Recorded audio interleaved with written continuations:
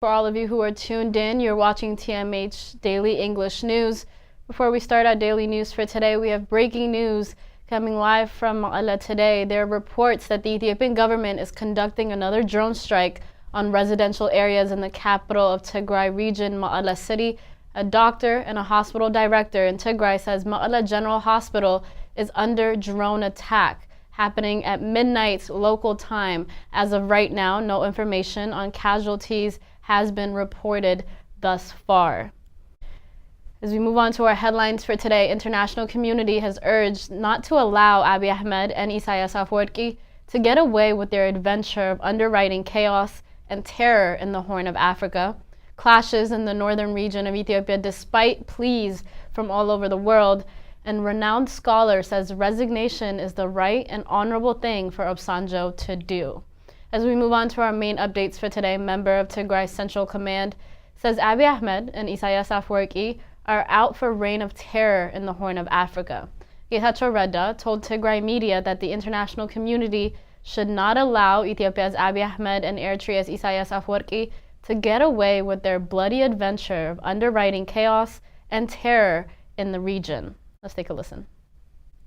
We still are grateful to what the international community has done to highlight the plight of the people of Tigray, especially the international humanitarian community has been in the forefront of not only exposing the crimes that have been committed against the people of Tigray, but also trying to secure support, humanitarian and or otherwise, for the people of Tigray. We're grateful to that. But the fact that in the diplomatic area, the international community is ready to be taken for a ride when Abiy makes gestures after 6 months of obstructing peace. He makes seemingly good gestures for peace, and then he would be welcomed as if it was a great breakthrough. But people like us who have been calling for peace for 6 months would still be considered recalcitrant if we are defending our positions. That's very unfortunate. And if that's not failing Tigray, I don't think anything will be. In regards to the recent movements of the Ethiopian troops to Eritrea, Getachew Reda had this to say. It's anybody's guess whether another offensive is going to be launched by a joint Ethiopian and Eritrean force in the northern part of the country. It has nothing to do with securing the interest of Ethiopia. It has nothing to do with protecting the interest of Amhara or Afar. It has everything to do with evening an old score or finishing off TPLF and Tigray, the people of Tigray. And unless the international community takes it upon itself to expose such shenanigans, such obvious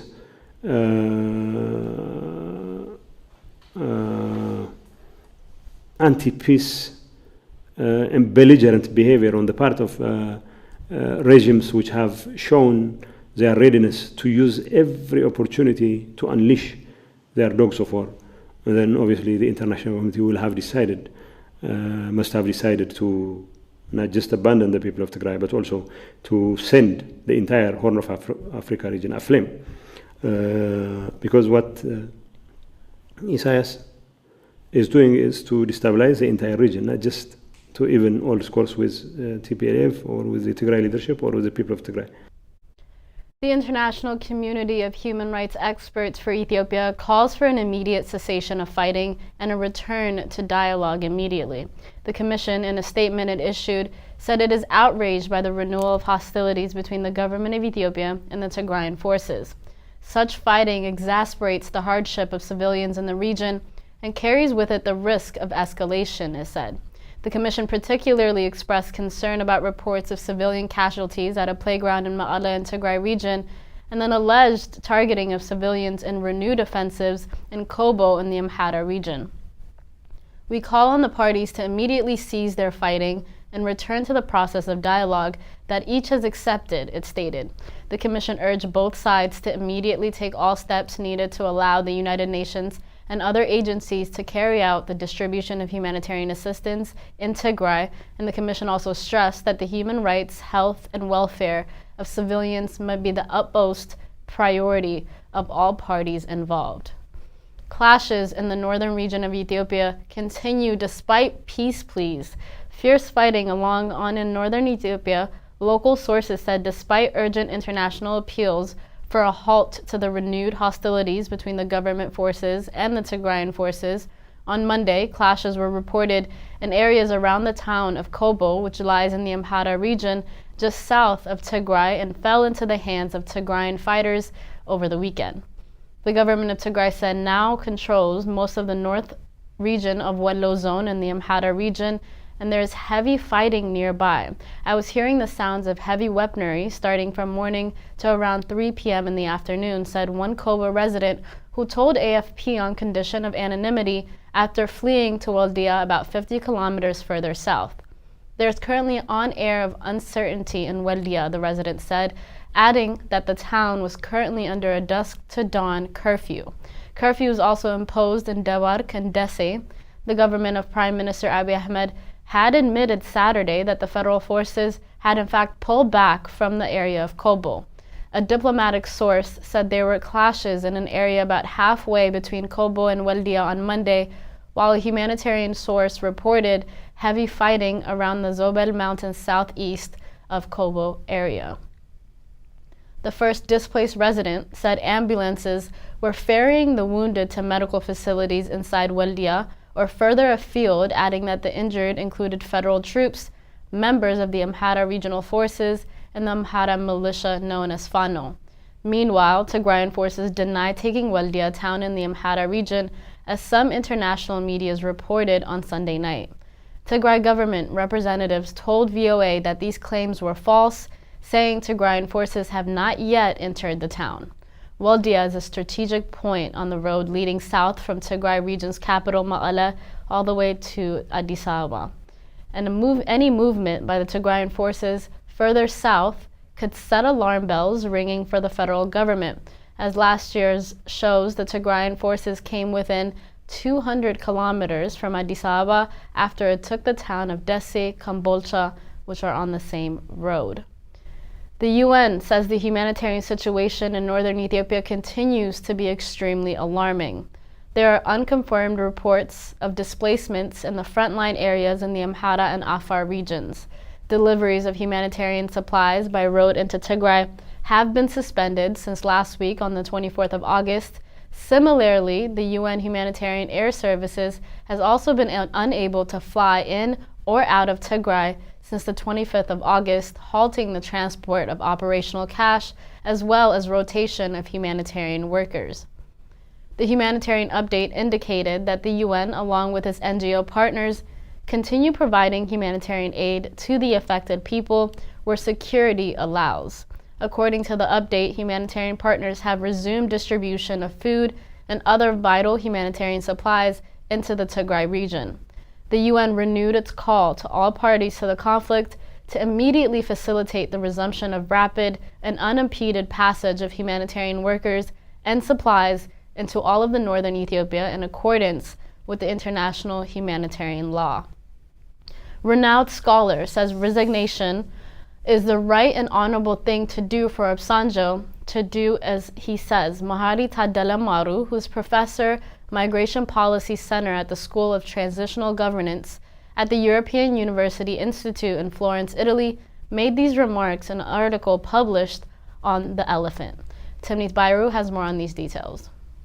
According to the professor, mediating the war in Tigray requires neutrality, impartiality, undivided attention, and freedom of action unencumbered by institutional and individual conflicts of interest, a test in which the African Union mediator, former Nigerian President Obasanjo, has failed.